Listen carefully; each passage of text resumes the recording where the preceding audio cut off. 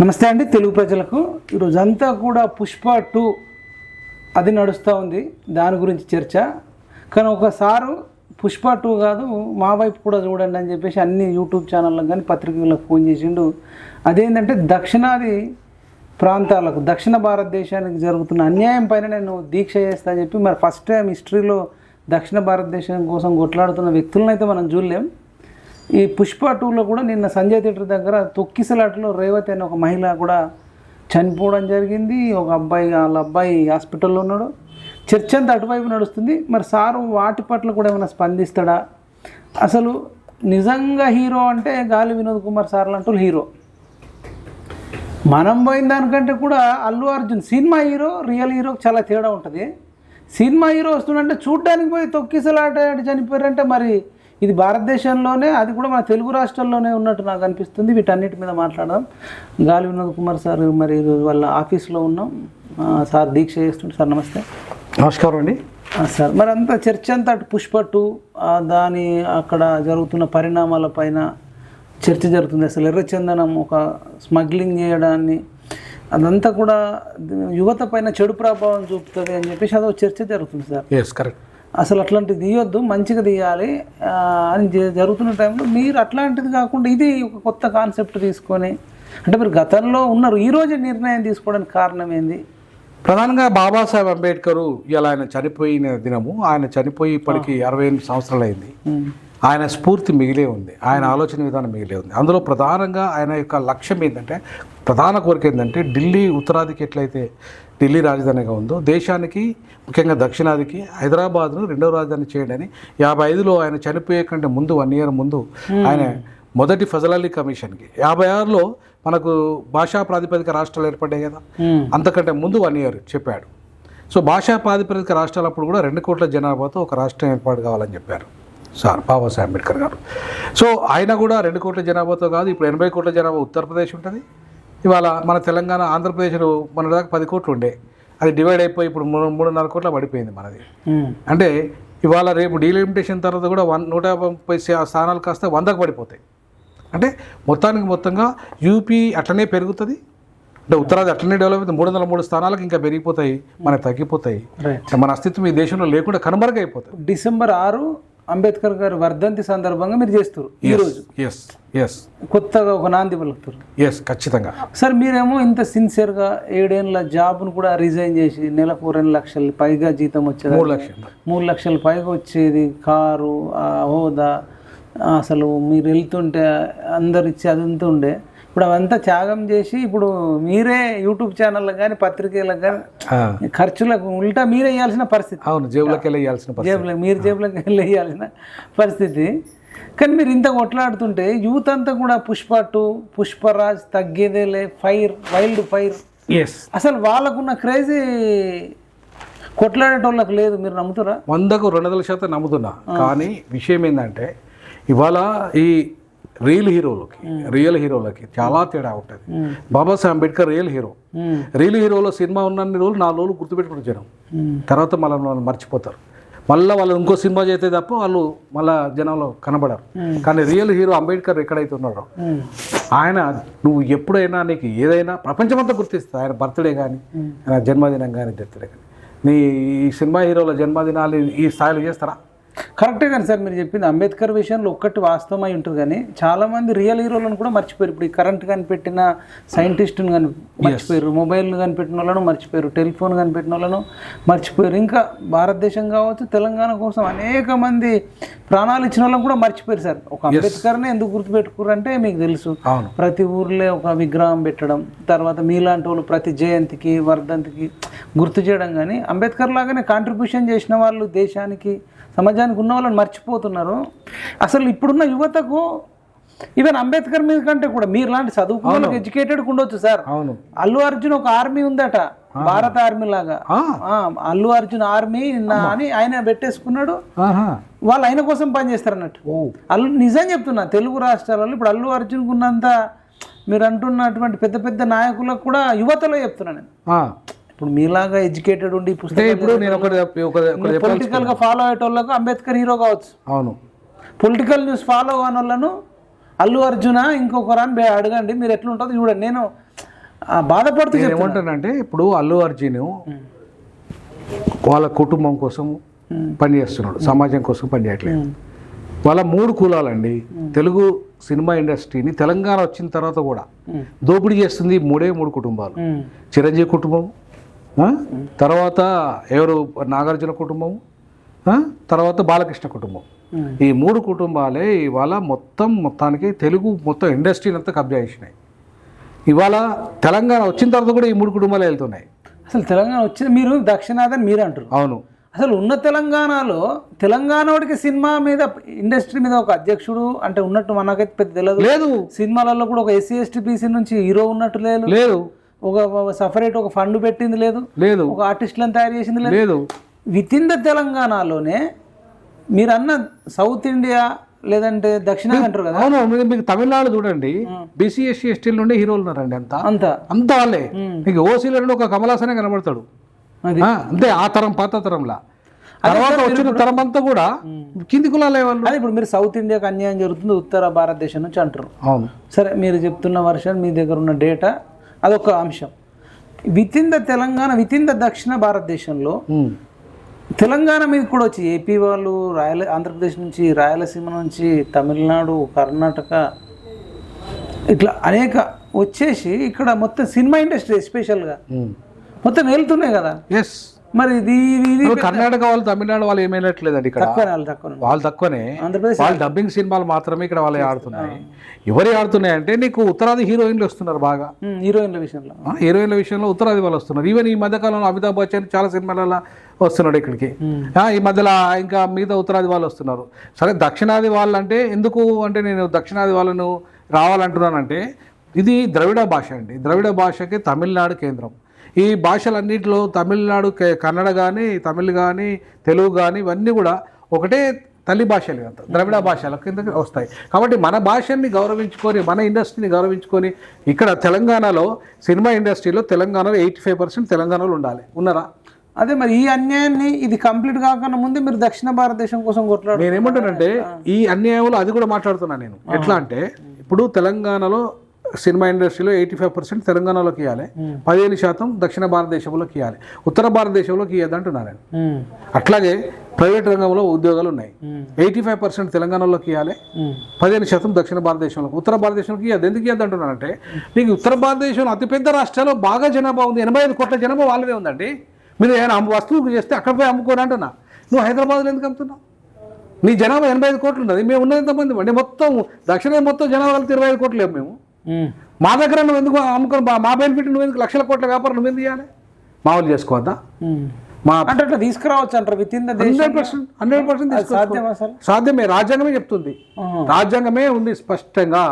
పరిపాలన విభజన జరగాలి. ఏ ప్రాంతం ఆ ప్రాంతం వ్యాపారాలు ఉండాలి, ఏ ప్రాంతంలో ఆ ప్రాంతం డెవలప్మెంట్ ఉండాలి, ఏ ప్రాంత ప్రజలు ఆ ప్రాంత ప్రజల్ని ఏలుకోవాలి. ఏలడం అయితే ఇప్పుడు మనం ఏలడం అంటే ఇన్ ద సెన్స్ వ్యాపారాన్ని కూడా వెళ్ళాలి. వ్యాపారాలు వెళ్ళాలి, ఐటీ రంగాన్ని వెళ్ళాలి, అట్లాగే ప్రైవేట్ రంగాన్ని వెళ్ళాలి, పరిశ్రమలను వెళ్ళాలి, సినిమా రంగాన్ని వెళ్ళాలి, అన్ని రంగాలను వెళ్ళాలి. ఇవన్నీ ఒక రాజకీయ అధికారం ఒక్కటే పరిష్కారం కాదు. వీటన్నిటికి వస్తేనే రాజకీయ అధికారం అంటారు. ఇప్పుడు రాజ్యాధికారం వేరు, రాజకీయ అధికారం వేరు. రాజకీయ అధికారం అంటే ఒక పొలిటికల్ పవర్ వస్తుంది, కానీ రాజ్యాధికారం అంటే అన్ని రంగాల్లో వాటా. మరి అన్ని రంగాల్లో వాటా ఉన్నామా మన? ఇప్పుడు మొత్తం హైదరాబాద్ చూడండి, చుట్టుపక్కల వ్యాపారం అంతా మారవాడీలు, గుజరాతీలు, రాజస్థానీలు, పంజాబీలు వాళ్ళు వీళ్ళే ఉన్నారు. మన వాళ్ళు ఎక్కడ ఉన్నారండి? తెలంగాణలో అసలు లేడు. ఐటీ తీసుకోండి. ఇప్పుడు చంద్రబాబు నేను ఐటీని పెట్టిన అన్న ఐటీలో ఎవరున్నారండి? ఎవరున్నారు చెప్పండి? 5% కూడా లేరు మన వాళ్ళు. ఐటీ మొత్తం 85% ఉత్తరాది వాళ్ళే ఉన్నారు. మరి ఇవాళ 5% తెలంగాణలోకి ఐటీ లేకపోతే ఆంధ్రలో కొట్టుకపోతారు, ఉత్తరాదిలో కొట్టుకపోతారు. మరి మీ తెలంగాణలో ఏం కావాలి? నేను అందుకే ఏమంటున్నా, ఈ తెలంగాణ రాష్ట్రంలో 85% తెలంగాణలోకే ఉండాలి. అది ప్రైవేట్ రంగమైనా ప్రభుత్వ రంగంలో 95% ఎట్లాగో వస్తుంది వాటా. కానీ ఫేక్ సర్టిఫికేట్ తీసుకుంటున్నారు నార్త్ ఇండియన్స్ అంతా. అట్లా కూడా ఉందా? నార్త్ ఇండియన్స్ ఫేక్ సర్టిఫికేట్ తీసుకొని ఇక్కడ ఆంధ్రలో వచ్చి ఫేక్ సర్టిఫికేట్ తీసుకొని ఇక్కడ ఉద్యోగాలు ఈ 95% కొట్టేస్తున్నారు. ఇది ఎప్పుడు జరిగింది? ఈ ఇటీవల కాలంలో 10 ఏళ్ల తర్వాత, ఈ 10 years తెలంగాణ వచ్చిన తర్వాత ఈ ఆంధ్రలో లోకల్ సర్టిఫికేట్ తీసుకున్నారు. ఉత్తరాది వాళ్ళు 1910 నుండి సర్టిఫికేట్ తీసుకున్నారండి. ఇక్కడ 1910 నుండి మైగ్రేషన్ స్టార్ట్ అయింది ఇక్కడికి. ఇప్పటికీ కూడా మొత్తం పూర్తిగా వాళ్ళ పరమే అయిపోయినాయి. ఈవెన్ ఉత్తరాది వాడు ఒక మారవాడి షాప్ పెడితే పని ఎక్కడికి వెళ్ళి తీసుకుంటాడు, మానవుడనే తీసుకుంటాడు. కానీ మనకు రాజ్యాంగంలో ఉంది కదా సార్, ఒక వ్యక్తి ఎక్కడన్నా వెళ్ళి పని చేసుకో, కానీ బిజినెస్ ఉద్యోగస్తుని ఎవరిని పెట్టాలి? స్వేచ్ఛ హక్కు ఉంది కాదు, ఉద్యోగస్తుని ఎవరిని పెట్టాలి? మానవాడు షాప్ పెడతాడు, ఇక్కడ ఉద్యోగం ఎవరికి ఇవ్వాలి? అంటే లోకల్ వాళ్ళకి ఇవ్వాలి. అది రాజ్యాంగం చెప్తుంది. అదే సార్, ఇప్పుడు నేను మీకు చెప్తాను, బంగారం ఇష్యూస్ ఉంది. ఇప్పుడు ఈ మధ్య బంగారం గురించి చర్చ జరుగుతుంది కదా. వీళ్ళు కొందరంట పశ్చిమ బెంగాల్ వాళ్ళు, అంటే నేను గోల్డ్ జ్యువెలర్స్ వాళ్ళతో మాట్లాడుతుంటే ఈ పశ్చిమ బెంగాల్ వాళ్ళు చాలా స్పీడ్గా వర్క్ చేస్తారట. వాళ్ళు ఏం చేస్తారంటే మాకు తొందరగా స్పీడ్గా వర్క్ చేయాలి, తక్కువ కూడా చేస్తారట. దానివల్ల వాళ్ళు ఏం చేస్తారు, ఆభరణాలు చేయడానికి కోసము, నెక్లెస్ చేయడానికి కోసము, కాసుల పేరు చేయడానికి, ఇట్లాంటి చేయడం కోసం వాళ్ళని తీసుకొచ్చుకొని ఇక్కడ రూమ్లలో ఉంచేసి పెట్టి చేస్తున్నారు. మరి చీప్ లేబర్ తక్కువ ఉంది, తొందరగా కూడా చేస్తున్నారు, క్వాలిటీ కూడా ఉందట. మరి అట్లాంటి సందర్భంలో ఇప్పుడు మనం లోకల్ వాళ్ళు అనుకున్నాం, ఆ ప్రైస్లో ఆ క్వాలిటీ రాకపోతే ఉంచుకోరు కదా. మరి దీనికి ఏం సమాధానం చెప్తాను? నేనేమంటున్నానంటే, ఎప్పుడైనా సరే గుర్తుపెట్టుకోండి, భారత రాజ్యాంగం ఏం చెప్తుందంటే నీకు ట్రైనింగ్ ఏమంటుంది, నువ్వు వెనకబడ్డావు, ఈ వెనకబడ్డ ప్రాంతాలకు సపరేట్ బడ్జెట్ ఉంది, సపరేట్ బడ్జెట్ ఇస్తుంది, ప్రభుత్వమే ఇస్తుంది. దాంట్లో ఈ ట్రైనింగ్ చేయాలి. ఇట్లాంటి ఇప్పుడు నువ్వు చెప్పే ట్రైనింగ్ ఏదైతే ఉందో, బంగారం షాప్ ఉంది, ఆ బంగారంలో స్కిల్ డెవలప్ చేయాలి. ఎవరితోని? వాళ్ళని తీసుకొచ్చి, అదే ఉత్తరాది వాళ్ళని తీసుకొచ్చి మన వాళ్ళకి ట్రైనింగ్ ఇవ్వాలి. ట్రైనింగ్ ఇచ్చి మన వాళ్ళని తయారు చేయాలి. ప్రభుత్వం మీద డిమాండ్ చేయాలి. ఎస్, నేనేమంటానంటే ప్రభుత్వం మన వాళ్ళ ట్రైనింగ్ ఇచ్చి 85% మన వాళ్ళకి అవకాశం ఇవ్వాలి. లేకపోతే మన వాళ్ళు తాగబోతులు అయిపోతారు. 17 మంది డాక్టరేట్ చదివిన వాళ్ళు ఉస్మానియాలో చచ్చిపోయినారండి, డాక్టరేట్ చదివి. అవును, మరి మీరేమో ప్రాంతం అంతా కోసం కొట్లాడుతారు. ఎవడి ఆరోగ్యానికి వాడికి సోయి లేదు, ఎట్లా పడితే అట్లా తాగుడు, ఏది పడుతుంది తినుడు, తాగుడు, తినుడు, డ్రగ్స్, జూదము, ఇవన్నీ ఎవరు కంట్రోల్ చేయాలి? ప్రభుత్వం కదా వైఫల్యము. వాళ్ళకి అవకాశం 17 మంది ఎందుకు చచ్చిపోతారండి డాక్టరేట్ చదివినోడు? తిండి లేదండి వాళ్ళకు. మరి ఉపాధి ఇస్తే కదా, నువ్వు ఉద్యోగం ఇస్తే కదా వాడు తిండి దొరికేది. ఇది లోకలానికి తిండి లేకుండా పోతుంది, లోకల్లో చచ్చిపోతాడు. అంటే ఎవడో ఉత్తరాది వచ్చి ఇక్కడ వ్యాపారం చేస్తాడు. మరి నువ్వు వాడు ఇప్పుడు మా దగ్గర నేను 2010లో ఇల్లు తీసుకున్నా, ఒక్క మారవాడి షాప్ లేదు ఇక్కడ. కానీ ఇప్పుడు చూడండి, టోటల్ నేను 10 తర్వాత 2024 వచ్చేసరికి నీకు మొత్తం ఛాయ్ కూడా, ఇప్పుడు మేము దాగిన ఛాయ్ కూడా మారవాడు ఉంది. కరెక్టే కావచ్చు. కానీ మీరు ఒకటి సార్, ఒప్పుకోకపోయినా మన వాళ్ళు ఒక 4-5 గంటలు పని చేస్తే నలిసిపోతారు, మళ్ళీ వచ్చి ముచ్చట్లు పెట్టాలి చెట్టు కింద హోటల్ కారణం. వాళ్ళు ఏంటంటే పొద్దున 4కి లేచి నుంచి పని రాక్షసులు. నేర్చుకోమంటున్నాను నేను మనోళ్ళను. మరి మనోళ్ళను కూడా ఎడ్యుకేట్ చేయమంటే నేను అదే చేస్తున్నా. ఇప్పుడు నేను ఏమంటున్నానంటే మనోళ్ళు కూడా నేర్చుకోవాలంటున్నా. అరే మీరు వ్యాపారాలు నేర్చుకోండి. ఇప్పుడు నాలాంటి వాడు ఉద్యోగం మానేసి 3 లక్షల ఉద్యోగం మానేసి ఎందుకు వచ్చిండండి? సామాజిక న్యాయం కోసం. మీకు పట్టు ఉంది, ప్రభుత్వానికి పట్టలేదు, పబ్లిక్ కూడా పట్టలేదేమో అనిపిస్తుంది అంటున్నాను. నేనేమంటానంటే ఏదైనా చదువు నేర్పడం వల్ల వస్తుంది. అందుకే అంబేద్కర్ ఎడ్యుకేట్ అన్నాడు, ఆర్గనైజ్ అన్నాడు, ఎడ్యుకేట్ అన్నాడు. అందుకే ఎడ్యుకేట్ చేయాలి మనం. ఇప్పుడు చదువుకున్న వాళ్ళుగా నాకు తెలుసు, నువ్వు చెప్పాలి, నీకు తెలుసు, నువ్వు చెప్పాలి. అరే బాబా అది కాదురా మన బతుకు, ఇట్లా మారాలి, ఇట్లా చేసుకోవాలని చెప్పాలి. కానీ ఏం చెప్పకుండా చేయకుండా ఉంటే మన వాళ్ళకు అసలే మనము నిజాం స్టేట్లో ఉన్న వాళ్ళము, మన చదువు ఇంగ్లీష్ ఎడ్యుకేషన్ మనకు లేదు. చదువు మనకు 100 ఏళ్ళ బ్రిటిష్ వాడు ఆంధ్రలో ఎందుకు వచ్చినాడు ఇక్కడికి? చదువులేకనే కదా మనకు. వాళ్ళు వచ్చి కబ్జా చేశారు ఇక్కడ అన్నిట్లల్లా. కారణం ఏంది? మనం 100 ఏళ్ళు వెనకబడిపోయినాయి కాబట్టి. ఇప్పుడు దాన్ని అడ్వాన్స్ చేసుకోవాలి కదా. చేసుకోవాలంటే మనకు అవకాశాలు రావాలి కదా. రావాలంటే నువ్వు చదువుకోవాలి కదా. సో ఆ దిశగా మన సమాజాన్ని మనం చైతన్యం చేయట్లేదు అంటున్నాను నేను. ఇప్పుడు ప్రొఫెసర్ కోదండరామరెడ్డి ఎమ్మెల్సీ రాగానే అయిపోతుంది ఆయనకు? రేపు మంత్రి అయితే అయిపోతుందా? ఈ తెలంగాణ సమాజాన్ని పునర్నిర్మాణం చేయాలి కదా ఆయన. తెలంగాణ జాతిపిత అనుకున్న కేసీఆర్ వీటి మీద మాట్లాడతలే. నేను JAC chairman, Telangana JAC chairman అని చెప్పుకున్న కోదండరాం మాట్లాడతలే. ఇప్పుడున్న సీఎం రేవంత్ రెడ్డి మాట్లాడతలే. మరి గాలి వినోద్ కుమార్ సార్కి ఏంది పట్టి? ఏం పట్టి అంటే బాబాసాహెబ్ అంబేద్కర్ వారసుడు. ఈ దేశాన్ని, ఈ ప్రాంతాన్ని పునర్నిర్మాణం చేయాలి. పునర్నిర్మాణం చేయడం అంటే సంపన్నుని మరింత సంపన్నం చేయడం కాదు, లేదా దోపిడీదారిని మరింత దోపిడీ చేయమని చెప్పడం కాదు. పునర్నిర్మాణం అంటే అది తెలంగాణ పునర్నిర్మాణమైన, భారతదేశ పునర్నిర్మాణమైన పేదవాడికి, అసలు అత్యంత పేదవాడు ఉంటాడు కదా, వాడికి అవకాశాలు ఇవాళ. మాలమాదిగ పంచాయతీ ఉంది ఇప్పుడు, మాలమాదిగ పంచాయతీ ఉంది. మాలమాదిగ ఇద్దరు మాత్రమే తిట్టుకుంటారండి. కానీ 57 కులాల సంగతి ఏంది? వాళ్ళు కూడా మనుషులే కదా. ఇప్పుడు ఏముంటారు సార్ 50 ఏళ్ళ బుడిగ జంగలలో? అన్ని బుడిగ జంగాల వాళ్ళు ఉంటారు, డక్కల వాళ్ళు ఉంటారు, చిందోళ్ళు ఉంటారు, ఇంకా మాస్ట్ వాళ్ళు ఉంటారు, ఇంకా రకరకాల కులాలు ఉన్నాయి, బైన్ వాళ్ళు ఉంటారు, రకరకాల కులాలు ఉన్నాయి. వాళ్ళు ఇవాళ 57 కులాల గురించి అసలు మాటే మాట్లాడతలేవు. నువ్వు మాలడి దొంగ అంటే మాది కొడుతుంది అనుకుంటారు, మాది కొడుతుంది అంటే మాలడి దొంగ అనుకుంటారు. మరి వీళ్ళిద్దరు దొంగలు అయితే మరి నిజాయితీ పర్లు ఎవరు? ఇప్పుడు నువ్వు అంతే కదా. కానీ వీళ్ళని వాళ్ళు మనవాదులు అంటారు, వాళ్ళని వీళ్ళు మనవాదులు. నేను ఇప్పుడు డక్కలైన ఏమంటుండే అంటే మాదిగలు మనవాదులు అంటాడు, మా సొమ్మంతా మీరే తింటాను అంటున్నారు. మరి ఇప్పుడు మనం మా డక్కలైన మాదిగలను మనవాదులు అంటే మాదిగలు మనవాదులు అయినట్టేనా? నేనేమంటానంటే అసలు పాలక సమాజం కదా మనవాది, అసలు వాళ్ళలో బ్రాహ్మణుడు కదా మనవాది, అగ్రవర్ణం కదా మనవాది, సంపన్నుడు కదా, దోపిడీదారు కదా మనవాది. మనం ఎట్లా మనవాదులం అవుతాం? మనం ఎక్కడ దోపిడీ చేసినామని మనవాదులం అవుతాం? ఇప్పుడు ఇవాళ నేను అంటున్నా, తెలంగాణలో ఒక ఐఏఎస్ ఆఫీసర్ మాలోడు లేడు, ఐపీఎస్ ఆఫీసర్ మాదిగోడు లేడు, మాలోడు లేడు, ఉపకులాలు అసలే లేరు. మరి ఇప్పుడు మన తెలంగాణలో ఉన్న మాదిగోడు దోపిడీ చేసుకున్నట్టేనా? మనం ఒక్క మాలోడు లేడు, నా మాదిగోడు లేడు అంటున్నా. ప్రవీణ్ కుమార్ ఐపీఎస్ ఆఫీసర్ కూడా పాపం ఆయన రాయలసీమ నుండి వచ్చినాడు, వాళ్ళ పేరెంట్స్ రాయలసీమ నుండి తెలంగాణ బార్డర్లో వచ్చి మైగ్రేట్ అయిన వాళ్ళు వస్తే ఆడికెళ్ళి ప్రవీణ్ కుమార్ ఉద్బోధించాడు ఐపీఎస్ ఆఫీసర్గా. అంతేగాని ఆయన రూట్స్ ఎక్కడి? రాయలసీమే కదా. అంటే మా వాళ్ళు తెలంగాణలో ఒక్కరు లేడంటున్నా నేను. ఐఏఎస్ డైరెక్ట్ అయిన వాళ్ళు లేడు, నా ఐపీఎస్ అయిన వాళ్ళు లేడు. అది మాల కానీ మాది కానీ ఉపకులం అయితే అసలే లేడు. మరి మేము ఇక్కడ మాలో ఎక్కడ దోపిడీ చేసింది ఇక్కడ అంటున్నా. ఇప్పుడు వెంకటస్వామి ఫ్యామిలీ కాంగ్రెస్లో పోయి డెవలప్ అయితే మాత్రం అది డెవలప్ అయితే అది మనకు సంబంధం లేదు కదా. ఆయన ఉద్యోగం చేసి దోపిడీ చేసుకోలేదు కదా. కొందరు ఎస్సీలలో ఐఏఎస్ ఐపీఎస్ ఉన్నారు, అంతే తెలంగాణలో కదా, ఏపీ వల్ల. అవునండి. మరి చూడు, ఇప్పుడు దానకిషోర్ ఎక్కడోడు? ఏపీ మాల. రాహుల్ బొజ్జా ఎక్కడోడు? ఏపీ మాల. ఇంకా మీరు తీసుకోండి మొత్తం కాకి మాధవరావు ఏపీ మాల. వాళ్ళంతా తీసుకోండి, వాళ్ళంతా ఏపీ మాలలు. మాది వాళ్ళు కూడా ఏపీ వాళ్ళే. ఇప్పుడు ఐఆర్టీఎస్ ఆఫీసర్ కిషోర్ బాబు ఎక్కడోడు, మొన్నటి కృష్ణప్రసాద్ ఎక్కడోడు, మొన్న ఎంపీ అయ్యండి, ఇప్పుడు బాపట్ల ఎంపీ అయ్యండు. మొన్నటి దాకా ఇక్కడే తెలంగాణలో ఉండి మా అవకాశాలన్నీ కొట్టేద్దామని చూసిండు, అది పోయి బాపట్ల ఎంపీ అయ్యండు. ఆయన ఎక్కడోడు? అదే సార్, తెలంగాణలో మీరు చెప్తున్నట్టు మాలోళ్ళు కానీ మాదిగోళ్ళు కానీ సింధువులు కానీ వీళ్ళందరూ కూడా ఈవెన్ మొత్తం బుడిగ జంగులు కానీ వీళ్ళందరూ పేదోళ్ళు ఉన్నారు సార్. నేను చూసిన కాడికి 90% వాళ్ళే పేదోళ్ళు ఉన్నారు. అవును. మళ్ళీ వీళ్ళు ఎందుకు పెట్టుకుంటారో నాకు విచిత్రం. నేను ఏమంటే పైన విభజిస్తుండే వీళ్ళని.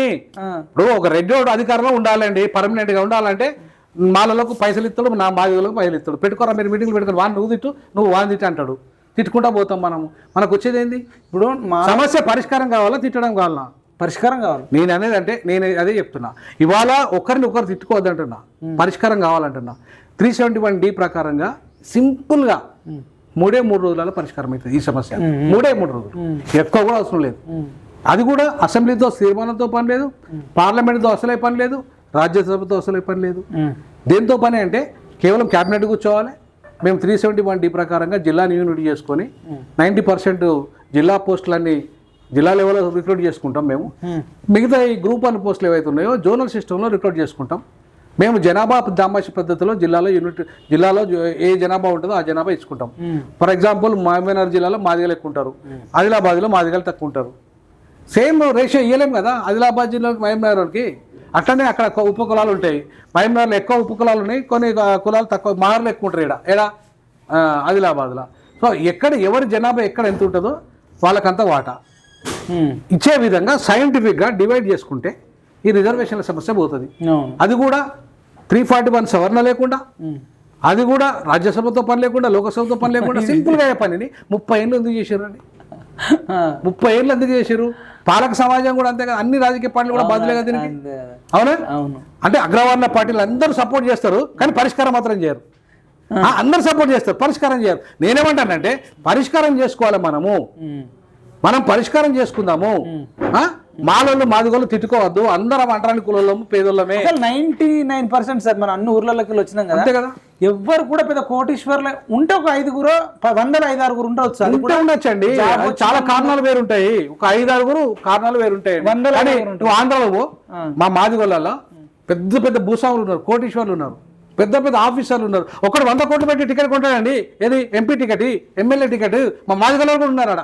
100 కోట్లు పెట్టి కొనే దమ్మున్న వాళ్ళు ఉన్నాడా? మేము ఉన్నామా? మా మాదిగోళ్ళు కూడా తెలంగాణలో ఉన్నామా? మాలాడు ఉన్నాడా? ఒక వివేక్ ఫ్యామిలీ తప్ప ఇంకెవరన్నా ఉన్నారా చెప్పు? 100 కోట్లు పెట్టి టికెట్ కొనటం ఉన్నాడా చెప్పు? మరి మళ్ళీ భారతదేశంలో మాదిగ మాలల పంచాయతీ లేదు. ఆంధ్రాలో కూడా రాయలసీమలో తక్కువనే. ఈ తెలంగాణలోనే మాలల సింహ గర్జన, మాదిగల సింహ గర్జన. నాయకులు ఇక్కడ కదా. ఇప్పుడు పవర్ పంచుకునే కాదు, ఆంధ్రలోమో ఎంజాయ్ చేస్తారు, వాళ్ళేమో సీట్లు సంపాదించగలరు అని. ఇప్పుడు ఇక్కడ మావాడు పోయి ఎంపీ అవుతాడు తెలుగుదేశం పార్టీలో. ఎవరు? కృష్ణప్రసాద్ ఐపీఎస్ రిటైర్డ్ అయిన తర్వాత. ఇక్కడ మా వాళ్ళకి ఇక్కడ మాదిగనికి ఎవరికి 1 సీటు రాదు, ఇయ్యారు, ఒక్కడికి గెలవాడు. ఇప్పుడు మాకు 3 సీట్లు రావాలండి, కనీసం 2 ఉండాలి. ఒక మాల కానీ ఉపకులని పోవాలి. కానీ మీకు ఒక్క మాది కూడా గెలవలేదు ఎందుకు? మూడు రిజర్వ్ స్థానాలలో గతంలో 10 మంది మాది ఎమ్మెల్యేలు ఉంటే 6 ఎందుకు పడిపోయారు? 30 ఏళ్ళ నీ పోరాటం గొప్పదైనప్పుడు, మాదిగోడు రాజకీయంగా చైతన్యమైనప్పుడు వాడు గెలవాలి. ఏ పార్టీలోనే ఉన్నా వాడు గెలవాలి కదా. ఏ పార్టీలో ఉన్నాయి? నువ్వు బీజేపీ సపోర్ట్ చేసినప్పుడు వాడు గెలవాలన్నా లేదు? వాడు ఒక్క బీజేపీ ఎమ్మెల్యే కానీ ఎంపీ కానీ ఎందుకు గెలవలేదు? నువ్వు సపోర్ట్ చేసినాక ఎందుకు గెలవలేదు? ఎందుకు గెలవలేదు అంటున్నా. ఎందుకు నీ కాంగ్రెస్కి ఎందుకు ఓటేసి? నువ్వు వర్గీకరణ వ్యతిరేక కాంగ్రెస్కి ఎట్లా ఓటేస్తారండి వాళ్ళు? మాలో అంతా కాంగ్రెస్ సపోర్ట్ చేస్తారు కదా. కాంగ్రెస్ని ఎట్లా గెలిపించారు? అది కాదు కారణం. బీజేపీ, హిందుత్వ పార్టీ, మా వాళ్ళంతా దళితులు, క్రైస్తవులు అండి. మా మాదిగోళ్ళు 80% క్రైస్తవులు. వాళ్ళు కాంగ్రెస్కి వేస్తారు. వర్గీకరణ వ్యతిరేకించిన కాంగ్రెస్కి వేస్తారు, మాదిగోళ్ళు తొక్కేసిన కాంగ్రెస్కి వేస్తారు వాళ్ళు. ఎందుకంటే అది సెక్యులర్ పార్టీ అని. హిందుత్వ పార్టీకి వేరు వాళ్ళు. కాబట్టి నేనేమంటానంటే కారణాలు వేరు, మీరు చెప్పే విధానాలు వేరు, స్వార్థం. నేనేమంటానా, ఇప్పుడు మాలోళ్ళంతా కాంగ్రెస్కు బొర్రి, మాదిగోళ్ళంతా బీజేపీ పోండ్రి. ఏం వర్గీకరణ సమస్య పరిష్కారం అయితే? బీజేపీ 100 రోజులు వర్గీకరణ చేస్తాను, పార్లమెంట్ చట్టం తెస్తాను, ఎందుకు తెలియదు? అసలు పార్లమెంట్లో చట్టం ఎందుకు పెట్టట్లేదు? నాకు అర్థం కాదు. నేను అదే అడుగుతున్నా. ఇవాళ కాదు ఇవాళ 30 ఏళ్ళుగా మాతో రోజు చెప్పింది ఏంది? మా నాయుడు బాగా, ఆయన ఇక్కడే ఉన్నాడు, మా నాయుడు ఇక్కడే ఉన్నాడు. ఆయన కూడా ఒకసారి తీయరా, ఫోటో తీయరు ఆయన, ఇలా తీయరు ఒకసారి. ఇప్పుడు మా నాయుడు ఆయనతో ఉన్నాడు, 20 ఏళ్ళు ఉన్నాడు. అంతేనా? 20 ఏళ్ళు ఉన్నావు ఆయనతో? నాయుడు అని ఆయనకు మొత్తం పిఐగా. ఎవరికి? మన కృష్ణన్నకు. అయితే 20 ఏళ్ళు ఉన్నాడు ఆయన, 25 ఏళ్ళు ఉన్నాడు ఆయనతోని. ఇప్పుడు పార్లమెంట్లో చట్టం తెస్తానని ప్రతి పార్లమెంట్ చేసినప్పుడు చలో పార్లమెంట్ ఢిల్లీ అన్నాడు ఆయన. మేము గల్లీ నుండి ఢిల్లీ దాకా పోయినాం. మీరు కూడా చేసి ఎంఆర్పిఎస్ 20 ఏళ్ళు చేసిన, 20 years 20 ఏళ్ళు సపోర్ట్ చేసిన ఉద్యమాన్ని. ఒక్కరోజు కాదు, గల్లీ నుండి ఢిల్లీ దాకా సపోర్ట్ చేసిన వారికి. ఎప్పుడైతే ఆయన బీజేపీ పోయి సరెండర్ అయిందో నేను అప్పుడు దూరం అయినా.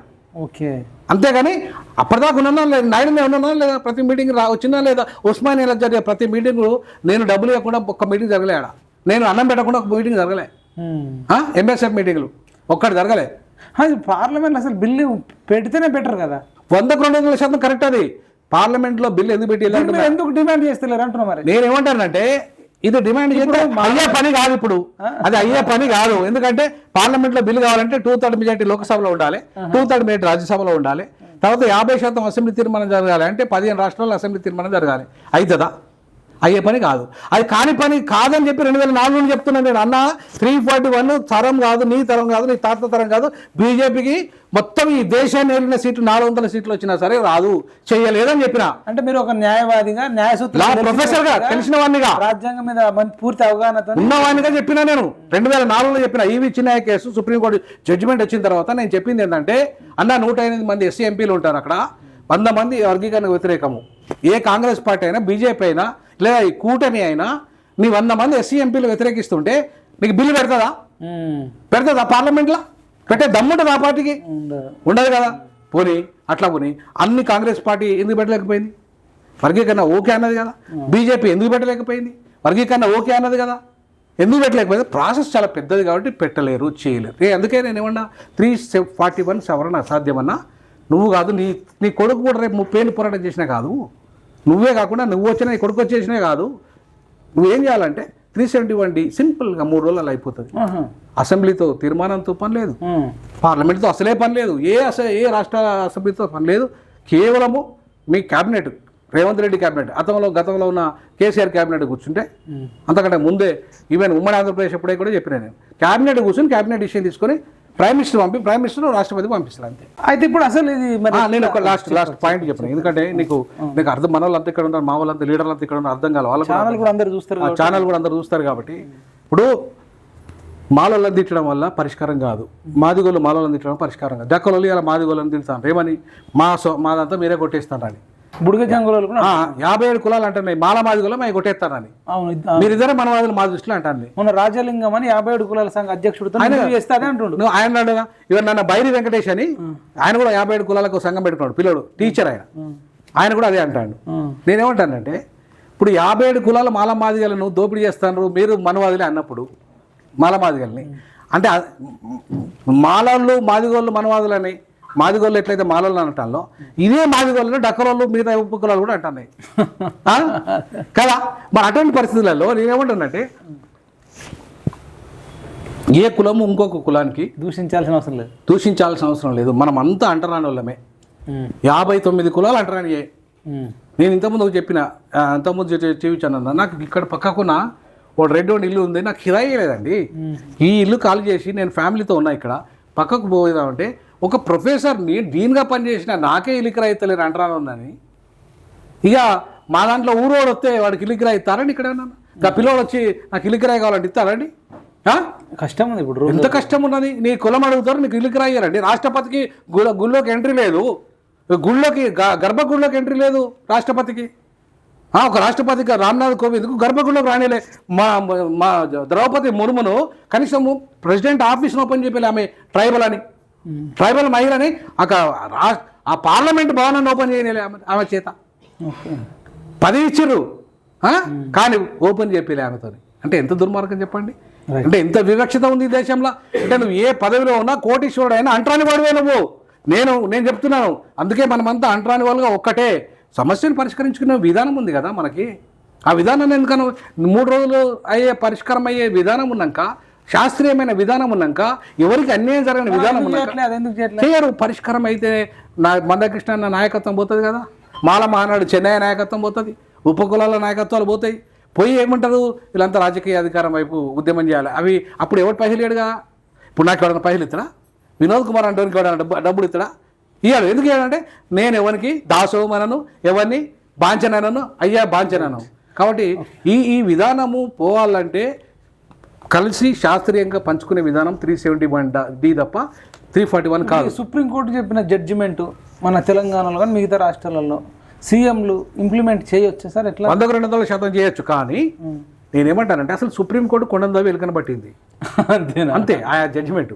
ఎందుకంటున్నానంటే అసలు క్రిమిలేయర్ అనేది ఎక్కడ వర్తిస్తుందండి? SC STలకి రాజ్యాంగ నిర్మాణ సభ ఒప్పుకోలేదు. అది ఇప్పుడు చెప్పినా కానీ మాకు అంటరానితనం 100 కోట్లు సంపాదించినా నువ్వు హెలికాప్టర్ దిగినా నీకు అంటరాని వాడు వేను, నీకు ఇల్లు కిరాయికి ఇయ్యరు, నువ్వు సొంత ఇల్లు కట్టుకోవాల్సిందే. అర్థమైందా? కాబట్టి క్రిమిలేయర్ అనేది వర్తించదు. అంటరానితనం ఉన్నంతకాలం క్రిమిలేయర్ వర్తించదు. అంటరానితనం పోదు. కుల వ్యవస్థ ఉన్నంతకాలం అంటరానితనం ఎక్కడ పోతుంది? మరి ఇప్పుడు ఇది ఎంతకాలం? ఈ కుల వ్యవస్థ రద్దు చేసేంతకాలం ఎవరికైనా దమ్ము ఉందా? ఎవరికైనా దమ్ము ఉన్నదా? ఈ దేశంలో కుల వ్యవస్థను రద్దు చేసే దమ్ము నరేంద్ర మోడీకి ఉందా? చేయమనండి. కృష్ణాన కాలుమొక్త నేను ఈరోజు చెప్తున్నా, రద్దు చెప్పి నీకు దమ్ముంటే పార్లమెంట్లో వర్గీకరణ బిల్లు పెట్టియండి. నీకు అంత చాతనైన అయితే అదే నరేంద్ర మోడీతోని ఇప్పుడు మెజారిటీ రాజ్యసభలో కూడా ఉంది కదా, లోకసభలో కూడా ఉంది కదా, పార్లమెంట్లో బిల్లు పెట్టి పర్మనెంట్గా పరిష్కారం అయిపోతుంది కదా. ఎవరి మీద అనుకోడిగా దేశమంతా ఒకటేసారి అయిపోతుంది.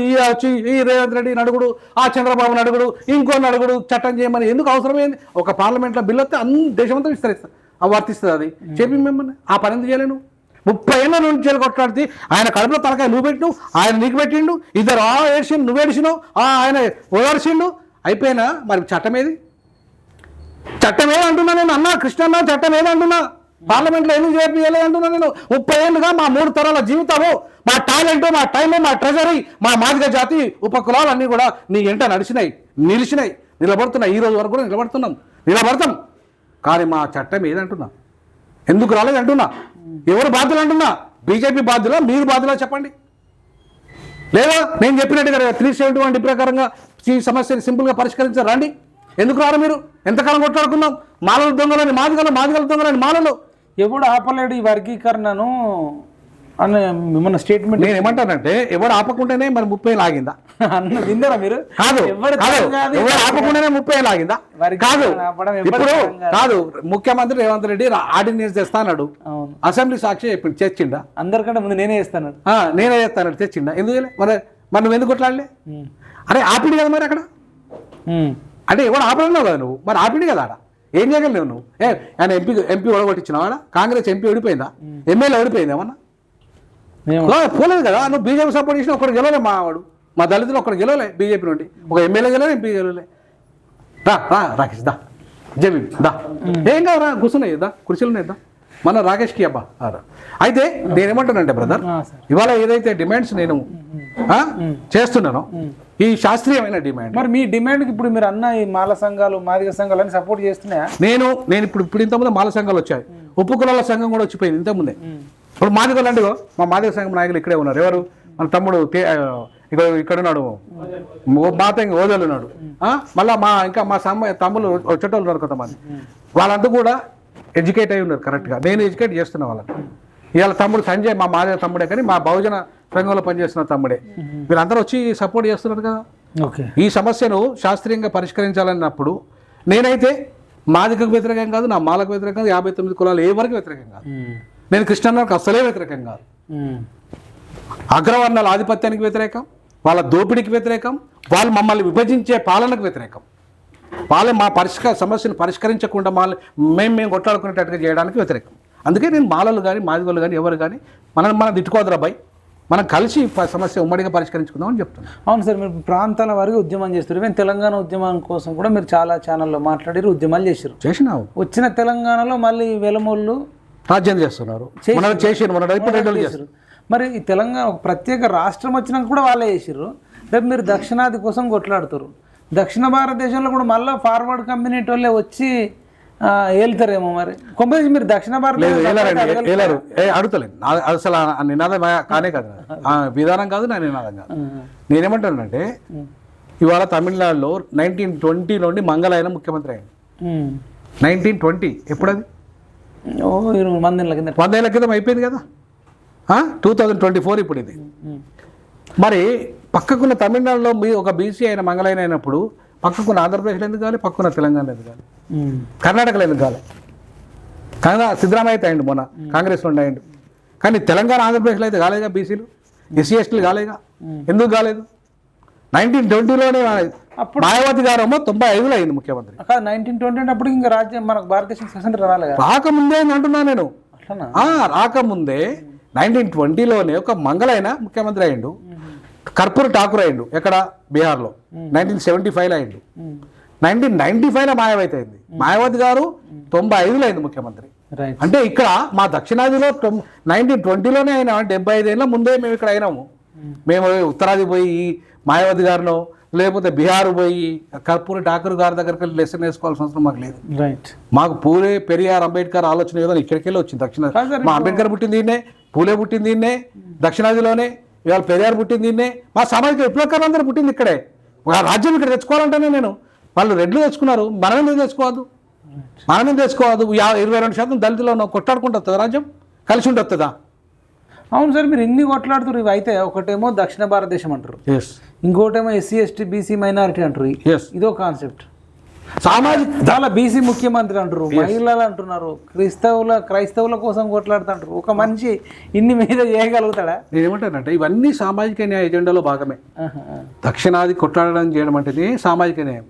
సామాజిక న్యాయం అంటే అర్థమైంది పలా, ఎవరి జనాభా ఎంతో అన్ని రంగాల్లో వారికి అంత వాటా, అది సామాజిక న్యాయం. రాజ్యాంగం చెప్పింది, ఇదే రాజ్యాంగం చెప్తుంది. ఈ మొదటి పేజీలో ఉంటుంది, ప్రియాంబుల్లోనే ఉంటుంది. We the people of India solemnly resolving that we are committed towards the socialistic, secular, democratic, republic state with the social, economical and political justice అని చెప్తుంది. అవునా? అంటే సామాజిక ఆర్థిక రాజకీయ న్యాయం సాధించడమే లక్ష్యం అని చెప్తుంది. మరి అట్లాంటి రాజ్యాంగము ఏ సామాజిక న్యాయం చెప్తుంది? ఎవరైనా అమలు చేస్తాడా? ఈ రాజ్యాంగాన్ని అమలు చేయమని ఎవరికి ఇస్తాను అధికారం? బాపురానికి ఇస్తాను, కేంద్రంలో అగ్రవర్ణాలకు ఇస్తాను, రాష్ట్రాలలో అగ్రవర్ణాలకి. ఎట్లా అమలు చేస్తాడు వాడు? అసలు అసాధ్యం. మరి మనమే రావాలి కదా అధికారంలోకి, మన వర్గాలు వస్తాయి కదా, ఇది సాధ్యమయ్యేది. అందుకే నేను కృష్ణన్ అదే అంటాను, అన్న ఈ వదిలేసి నువ్వు ముఖ్యమంత్రి కాదంటానా? అదే బీజేపీ నేను ముఖ్యమంత్రి చేయమని నేను బీజేపీకి సపోర్ట్ చేస్తాను డైరెక్ట్గా. అంతేనా? ఏమైతుంది?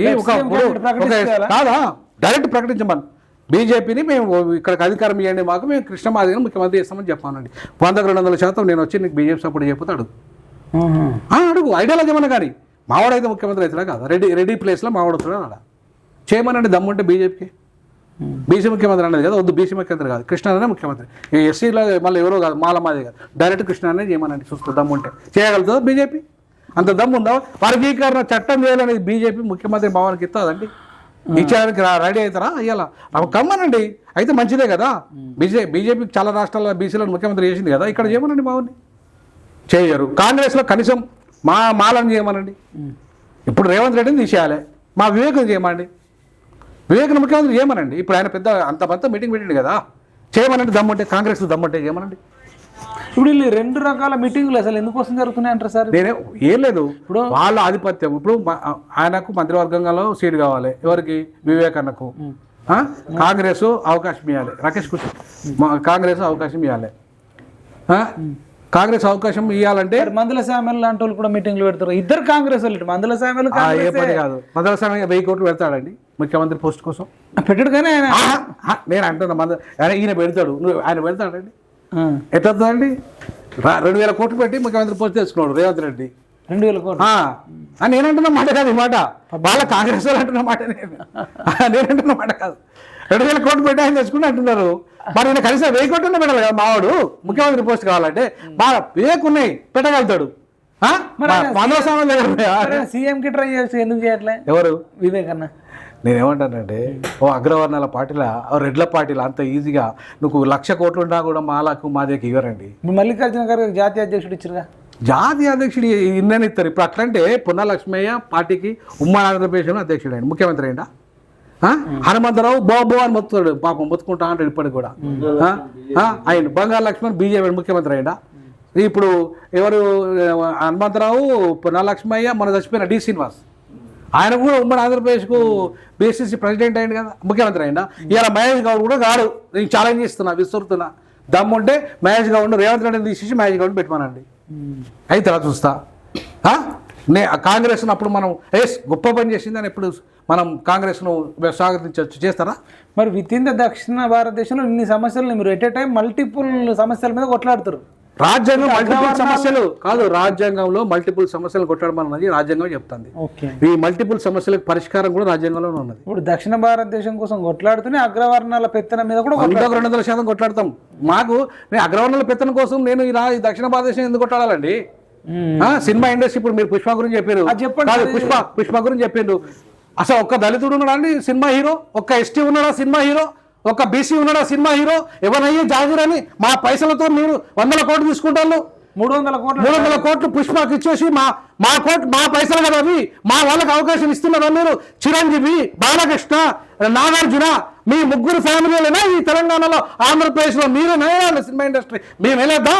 నేను రేపు దక్షిణ భారతంలో సినిమా ఇండస్ట్రీ చేసి కూడా పెట్టి 100 కోట్ల సామాజిక న్యాయం గురించి కొట్లాడుతాం. వాళ్ళనే సినిమా ఇండస్ట్రీలో కూడా సామాజిక న్యాయం కావాలి మాకు. సార్ ఇంత అన్యాయం జరుగుతుంటే ఇప్పుడు రేవంత్ రెడ్డి కానీ మాజీ సీఎం సావునూరులో తలకాయ పెట్టినోడు, తెలంగాణ జాతిపిత, తెలంగాణ కోసం ప్రాణాలిస్తా కేసీఆర్, తెలంగాణ ప్రజలందరూ నా గుండెలలో ఉంటారంటాడు కూడా ఈ విషయం ఎందుకు మాట్లాడతారు? అగ్రవాల్ వాళ్ళకి డబ్బులు వస్తాయి, వాళ్ళు ఏం చేస్తారు? వీళ్ళని ముఖ్యమంత్రి చేయడానికి డబ్బులు ఇస్తారు.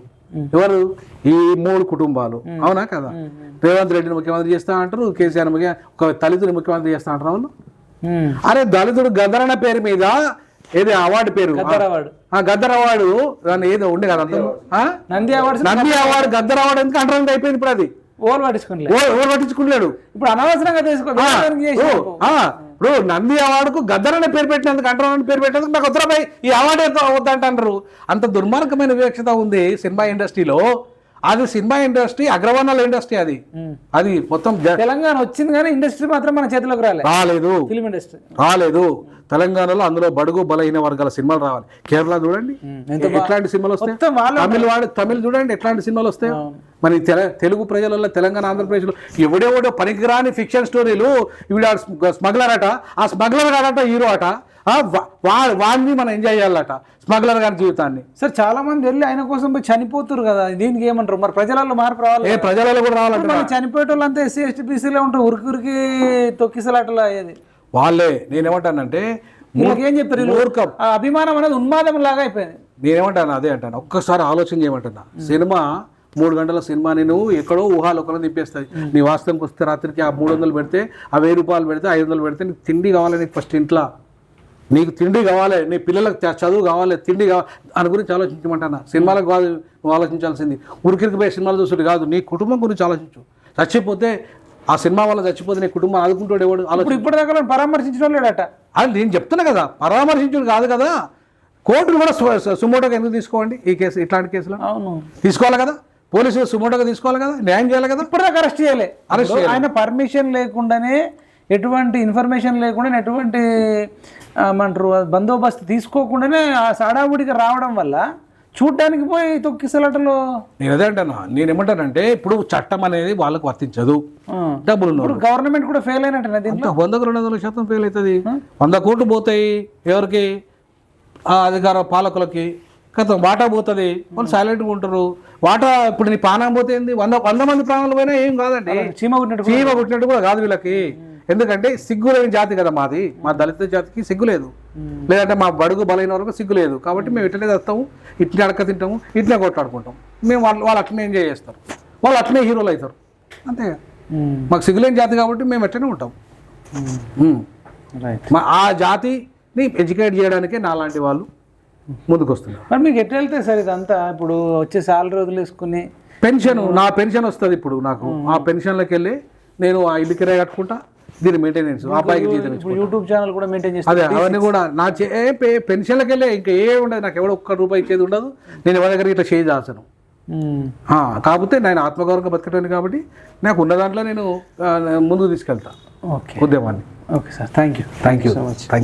ఇదండి ప్రొఫెసర్ గాలి వినోద్ కుమార్ సార్. మరి ఒక మల్టిపుల్ సమస్యల పరిష్కారం కోసం మరి తెలంగాణ నుంచి మొత్తం దక్షిణ భారతదేశంకు జరుగుతున్న అన్యాయం, తర్వాత SC, ST, BC మైనారిటీలకు అన్యాయం జరుగుతుంది, ఫిల్మ్ ఇండస్ట్రీలో తెలంగాణకు జరుగుతుంది, మాదిగలకు, మాలలకు, ఉపకులాలకు జరిగే అన్యాయం అన్నిటిపైన కూడా, మహిళలకు, బీసీలకు ఇన్ని సమస్యలను కోసం కొట్లాడుతున్నాను. మరి సార్ బాబాసాహెబ్ అంబేద్కర్ కూడా అవన్నీ మాట్లాడినాడు కదా, ఆయన వారసుడిగా నేను కూడా మాట్లాడాలి. బాబాసాహెబ్ అంబేద్కర్ వారసుడిగా సార్ కూడా మరి దీక్ష చేస్తుండే. ఇలా అంబేద్కర్ గారి వర్ధంతి December 6 కాబట్టి ఆ కారణంగా చేస్తూ ఉన్నాడు.